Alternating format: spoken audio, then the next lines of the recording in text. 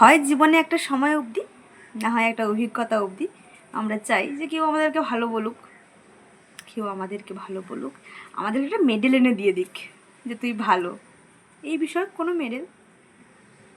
কিন্তু সেই একটা বয়স কিংবা একটা অভিজ্ঞতার পরেই মনে হয় যে কোনো প্রয়োজন নেই কে কী বললো, কে ভালোবাসলো আর কে উপহাসে হাসলো, কোনো জানার প্রয়োজন নেই। মানুষ তো প্রশংসা করে তোমাকে গাছে তুলবে, আবার গাছটাও কেটে দিতে পারে, আবার কখনো নিন্দার স্বরে অনেক কিছু বলে তোমার মনটা ভাঙারও চেষ্টা করবে, যাতে তুমি তোমার মনোবল হারিয়ে ফেলো। কোনো দরকার নেই তাদের দিকে কান দেওয়ার। হিন্দিতে একটা দারুণ লাইন ছিল যে মানুষের সব থেকে বড় রোগ কী বলতো, ক্যা কহেঙ্গে লোক। কিন্তু মানুষ সেই তোমার প্রশংসা করবে, আবার পেছনে তোমার সমালোচনাও করবে।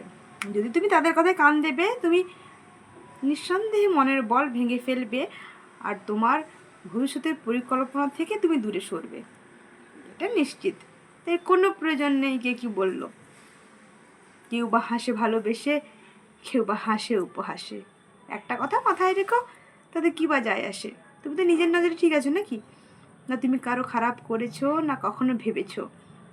তাহলে তোমার আর তো কোনো মেডেলের প্রয়োজন বলো তো, যে কেউ তোমাকে ভালো বলবে তবেই তুমি ভালো হবে। নিজের নজরে ঠিক থাকলে পুরো দুনিয়ার মানুষ যদি তোমাকে খারাপ বলে তাতে কী বা যায় আসে? কেউ যদি তোমার উপর হাসে উপহাসে, তবে অনেকেই তো তোমাকে ভালোবেসে। খেয়াল করেছো কি? অনেক কথা বলেছে প্রকাশ্যে, অনেকেই তোমাকে ভালোবেসে অনেক কথাই বলেছে প্রকাশ্যে। ওই কথাগুলো কি গুরুত্ব দাও? ছাড়ো তো, যে হাসবে হাসুক উপহাসে, ছাড়ো। তুমি নিজের নজরে ঠিক থাকো। রাধে রাধে।